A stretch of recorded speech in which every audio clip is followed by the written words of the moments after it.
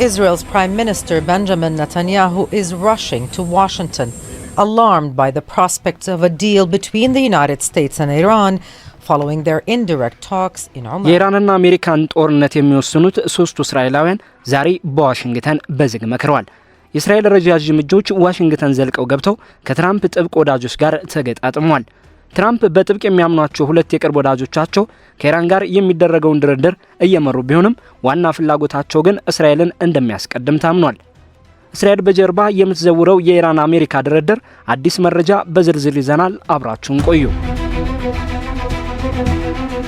የእስራኤል ጠቅላይ ሚኒስትር ቤንያሚን ኔታንያሁ በዋሽንግተን ዲሲ ያደረጉት ጉብኝት በመካከለኛው ምስራቅ ባሉ ቀጠናዊ የደህንነት ተግዳሮቶች ላይ ያተኮረና ትልቅ ዲፕሎማሲያዊ ፋይዳ ያለው ኩነት መጀመሩን እያበሰረ ነበር። ጠቅላይ ሚኒስትሩ ዋሽንግተን እንደደረሱ ለከፍተኛ የውጭ ሀገራት እንግዶች ማረፊያ በሆነውና በታሪካዊው ቤለር ሃውስ ውስጥ ከአሜሪካዊ መካከለኛ ምስራቅ ልዩ መልእክተኛ ስቲቭ ዊትኮፍና ከዋይት ሃውስ ከፍተኛ አማካሪ ጃሬድ ኩሽነር ጋር አስቸኳይ ስብሰባ አድርገዋል። የእስራኤል ጠቅላይ ሚኒስትር ጽህፈት ቤት ይህንን ውይይት በቀጠናዊ ጉዳዮች ላይ ያተኮረ እንደሆነ የገለጸው ሲሆን በተለይም ባለፈው ሳምንት በኦማን አስተናጋጅነት በተካሄደው የአሜሪካና የኢራን የመጀመሪያ ዙር የንግግር ሂደት ላይ ዊትኮፍና ኩሽነር ለኔታንያሁ ዝርዝር መግለጫ ሰጥተዋል። በዚህ ወሳኝ ስብሰባ ላይ በአሜሪካ የእስራኤል አምባሳደር የሺር ላይተርና የኔታንያሁ ወታደራዊ ጸሐፊ ሮማን ጎፍማንም ተገኝተዋል። ይህ መጀመሪያ ደረጃ ምክክር ኔታንያሁ ከሚያደርጓቸው ዋና ስብሰባዎች በፊት የተደረገ ቅድመ ዝግጅት ነው። ኔታንያሁ በጉብኝታቸው ከአሜሪካ የውጭ ጉዳይ ሚኒስትር ማርኮ ሩቢዮ ጋርና ከፕሬዚዳንት ዶናልድ ትራምፕ ጋር በዝግ ይወያያሉ። ይሄው የአሁኑ ጉብኝት ፕሬዚዳንት ትራምፕ ለሁለተኛ የስልጣን ዘመናቸው ወደ ዋይት ሃውስ ከመጡ በኋላ ኔታንያሁ ወደ ዋሽንግተን ያደረጉት 7ኛው ጉዞ ነው። ጠቅላይ ሚኒስትሩ ከቤንጉሪየን አውሮፕላን ማረፊያ ከመነሳታቸው በፊት ለጋዜጠኞች በሰጡት መግለጫ የጉብኝታቸው ዋነኛ አጀንዳዎች የኢራን የኒውክሌር መርሃ ግብር፣ በጋዛ ያለው ወቅታዊ ሁኔታና ሌሎች ቀጠናዊ ለውጦች መሆናቸውን በግልጽ አስምረውበታል።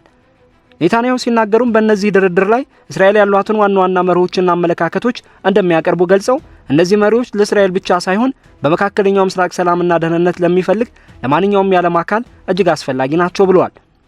የዚህ ጉብኝት ወቅታዊነት ደግሞ በኦማን መዲና ሙስካት ውስጥ በኦማን ባለስልጣናት አገናኝነት በተካሄደው የአሜሪካና የኢራን ቀጥተኛ ያልሆነ ዲፕሎማሲያዊ ንግግር ማግስት መሆኑ ፋይዳውን ከፍ ያደርገዋል። በኦማን ንግግር ላይ የአሜሪካ ወገን ወክለው ዊትኮፍ እና ኩሽነር የተሳተፉበት ሲሆን የኢራን ወገን ደግሞ የውጭ ጉዳይ ሚኒስትር አባስ አራግቺ መርተዋል። ንግግሩ በቀጥታ ግንኙነት ሳይሆን በመካከለኛ ወገኖች አማካኝነት የተከናወነ ሲሆን ይህም ቀጥተኛ ግጭትን ለማስቀረት እየታለመ ነበር።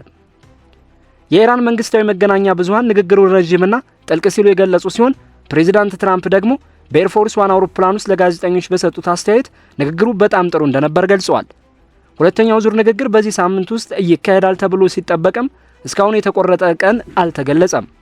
የአሜሪካ ባለስልጣናት እንደጠቆሙት የድርድሩ ዋና ዓላማ የኢራንን የዩራኒየም ማበልጸግ እንቅስቃሴን ለመግታት ሲሆን ትራምፕ ግን ኢራን ዩራኒየምን የማበልጸግ ስራዋን በተሟላ ሁኔታ እንድታቆም ጥያቄ አቅርበዋል።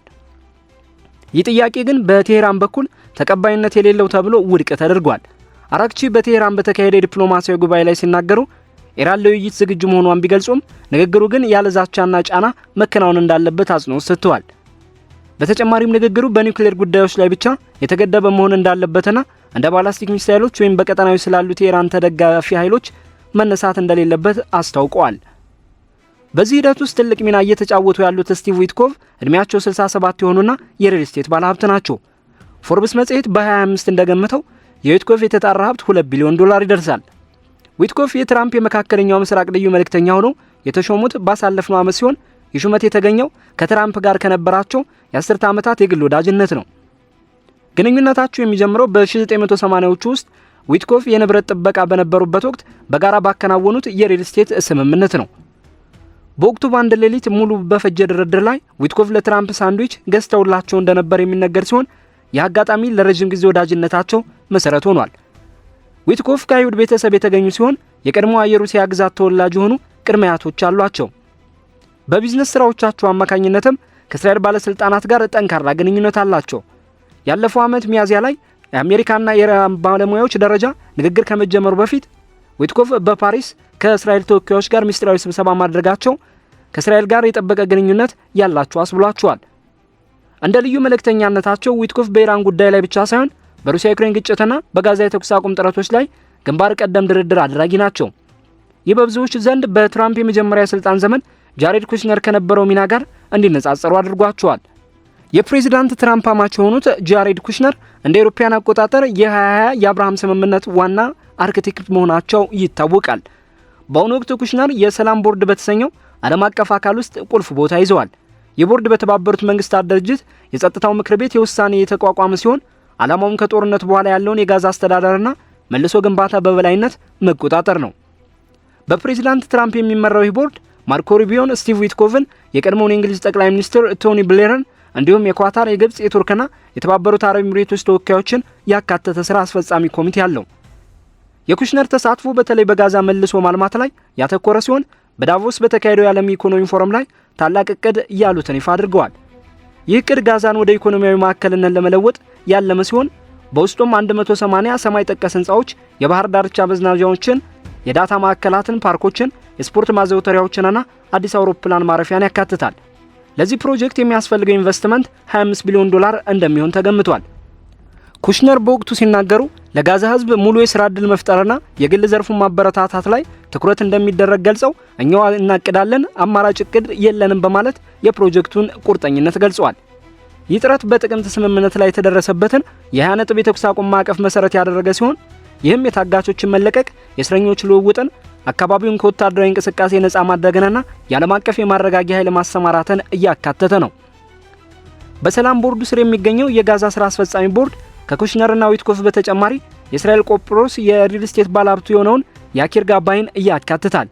የሳተላይት ምስሎችና የቀጠናው ግምገማዎች እንደሚያሳዩት በጋዛ የፍርስራሽ ማስወገድ ስራ ተጀምሯል። በጦርነቱ ምክንያት የተከማቸውን 60 ሚሊዮን ቶን የሚመዝን ፍርስራሽ የማጽዳት ስራ ቀዳሚው ተግባር ነው። እቅዱ እንደ ራፋ ያሉ አካባቢዎች አዲሱ ራፋ በሚል ስያሜ በቅንጡ አፓርትመንቶችና በኢንዱስትሪ ዞኖች እንደገና ለመገንባት እያለመ ነው። ይሁን እንጂ ተቺዎች እንደሚሉት በዚህ እቅድ ንድፍ ውስጥ የፍልስጤማውያን ድምጽና ተሳትፎ አልታየም። የአሜሪካ ባለስልጣናት ለዚህ ስራ ማስፈጸሚያ እንዲረዳ በእስራኤል ኪሪያት ጋርት ውስጥ በቀድሞው የየመን አምባሳደር ስቲፈን ፋጌን የሚመራ የሲቪል ወታደራዊ ማስተባበሪያ ማዕከል አቋቁመዋል። ጠቅላይ ሚኒስትሩ ኔታንያሁ በዚሁ ጉብኝታቸው ወቅት በኢራን ወታደራዊ አቅም በተለይ በባላስቲክ ሚሳይሎች ላይ የተገኘ አዲስ የደህንነት መረጃ ለትራምፕ አስተዳደር ያቀርባሉ ተብሎ ይጠበቃል። ይህም በአሜሪካና በኢራን መካከል የሚደረገው ንግግር በኒውክሌር ጉዳይ ላይ ብቻ ያተኮረ ደካማ ስምምነት እንዳይሆን ለመከላከል እየታለመ ነው።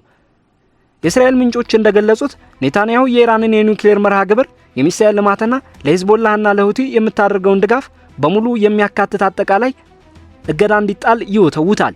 ይህ አቋም የአሜሪካና እስራኤልን ጠንካራ ትብብር የሚያንጸባርቅ ሲሆን የአሜሪካ ባለስልጣናትም በሁለቱ ሀገራት መካከል በኢራን ጥያቄዎች ላይ ምንም አይነት ከፍተኛ ልዩነት የለም ብለዋል። ፕሬዚዳንት ትራምፕም ሰላም በጉልበት የሚለውን መመሪያቸውን ተግባራዊ ለማድረግ በዩኤስኤስ አብርሃም ሊንከን የሚመራ የጥቃት ቡድን በቀጠናው ያሰማሩ ሲሆን ሁለተኛ ቡድን ለመላክም እያሰቡ ነው።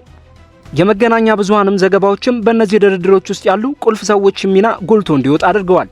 ለምሳሌ ያህል ዘ ታይምስ ኦፍ እስራኤል የተሰኘው ጋዜጣ ስቲቭ ዊትኮቭ የትራምፕ አስተዳደር ኮከብ ነው፣ ገና ስራውን አልጨረሰም በሚል ርዕስ ስር ባወጣው ጽሑፍ ዊትኮቭ በእስራኤልና በሐማስ መካከል በተደረገው የተኩስ አቁምና የታጋቾች ልውውጥ ስምምነት ላይ የነበራቸውን ወሳኝ ሚና ዘርዝሯል። በተመሳሳይ ሁኔታ ኤንፒአር ባወጣው ዘገባ ዊትኮቭ ምንም እንኳን መደበኛ የዲፕሎማሲ ልምድ ባይኖራቸውም በትላልቅ ስምምነቶች ላይ ያላቸውን ውጤታማነትና ከትራምፕ ጋር ያላቸውን የቆየ ወዳጅነት አጉልቶ አሳይቷል። የጃሬድ ኩሽነር ኦርቶዶክስ አይሁዳዊ ማንነትና ለእስራኤል ያላቸው ደጋፊ አቋምም ትኩረት ተሰጥቶባቸዋል። በተለይም ኩሽነር በኢራን ንግግር ላይ ዩራኒየም የማበልጸግ መጠን ዜሮ መሆን አለበት የሚል ጠንካራ አቋም መያዛቸው ይነገራል። የአልጀዚራ ዘገባ እንደሚያመለክተው የኢራኑ የደህንነት ባለስልጣን አሊ ላሪጃኒው ወደ ኦማን ያደረጉት ጉዞ ቴህራን ከንግግሩ በኋላ ያለውን መንገድ ለማመቻቸት የምታደርገውን አዲስ አካሄድ አሳብቋል። ላሪጃኒ ከኦማኑ ሱልጣን ሃይተም ቢን ታሪቅ ኦል አሰይድ ጋር የተገናኙ ሲሆን ምናልባትም ማዕቀብ እንዲነሳላቸው በማድረግ ስምምነት ምትክ የዩራኒየም ማበልጸግ ላይ አዲስ መለሳለስ ለማሳየት ሳይወያዩ አልቀሩም። የሮይተርስ ዘገባ ደግሞ አራክቺ እምነት ማጣትን ማሸነፍ እንደሚገባ መናገራቸውን የጠቀሰ ሲሆን ትራምፕ ግን ስምምነት ላይ ያለመድረስ በጣም ከባድ ውጤት እንደሚያስከትል በድጋሚ አስጠንቅቀዋል። እነዚህ ሁሉ ሁኔታዎች በትራምፕ ዘመን የአሜሪካና የእስራኤል ግንኙነት ምን ያህል የተወሳሰበና ዘርፈ ብዙ እንደሆነ ያሳያሉ። ኔታንያሁ ስለ ኢራን የሚያቀርቡት የደህንነት መግለጫ አሜሪካና እስራኤል በኢራን የኒውክሌር ጣቢያዎች ላይ በጋራ ካደረሱት ጥቃት ጋር እየተያዘ ነው። ያ ጥቃት ማበልጸጉን ለጊዜው ያቆሙ ቢሆንም ንግግሮች እስከ ቅርብ ጊዜ ድረስ ተቋርጠው እንዲቆዩ አድርጎ ነበር።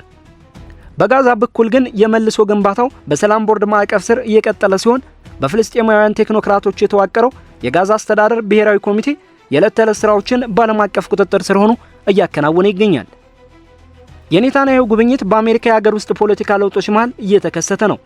የአሜሪካ የፍትህ ሚኒስቴር በአይሁድ ጠል ቡድኖች ላይ ምርመራ እየከፈተ ሲሆን በተለያዩ ግዛቶችም እንዲህ አይነት ንግግሮች እየተወገዙ ነው። በዓለም አቀፍ ደረጃም በኢራን ውስጥ የህዝብ ተቃውሞዎች የቀጠሉ ሲሆን በገዢው አካል የምስረታ በዓላት ላይም በከፍተኛው መሪው አሊ ሀሚኒ ላይ የሚሰሙ ተቃውሞዎች እየበረቱ መጥተዋል። የኦቫል ኦፊስ ውይይት በአሜሪካ ኢራን ድርድር አቅጣጫና የጋዛን ወደፊት ዕጣ ፈንታ እንደሚወስን ይታመናል። ትራምፕ ለስምምነት ክፍት መሆናቸውን ቢገልጹም ወታደራዊ ጫናውን ግን አላቆሙም። ኔታንያሁ በበኩላቸው ጥብቅ መስፈርቶች እንዲቀመጡ በመወትወት ላይ ናቸው። በዚህ መሃል በዋሽንግተንና በኢየሩሳሌም መካከል ያለው ቅንጅት የቀጠናዊ ፖሊሲው የማዕዘን ድንጋይ ሆኖ ቀጥሏል። እንደ ዊትኮፍና ኩሽነር ያሉ ከሁለቱም መሪዎች ጋር ጥልቅ ትስስር ያላቸው ግለሰቦች ተሳትፎ ይህንን ቅንጅት ይበልጥ እያጠናከሩ ይገኛል። የአሜሪካ አይሁዳዊ ዲሞክራሲያዊ ምክር ቤት ባወጣው ትንታኔ በአሜሪካ ኢራን ውጥረት መሃል የአሜሪካ አይሁዳውያን ማህበረሰብ ያለበትን የስነ ልቦናና የደህንነት ሁኔታ ዳሷል። ዘገባው እንደሚያሳየው አብዛኛው የአሜሪካ አይሁዳዊ ማህበረሰብ ለእስራኤል ጠንካራ ድጋፍ አለው ይላል።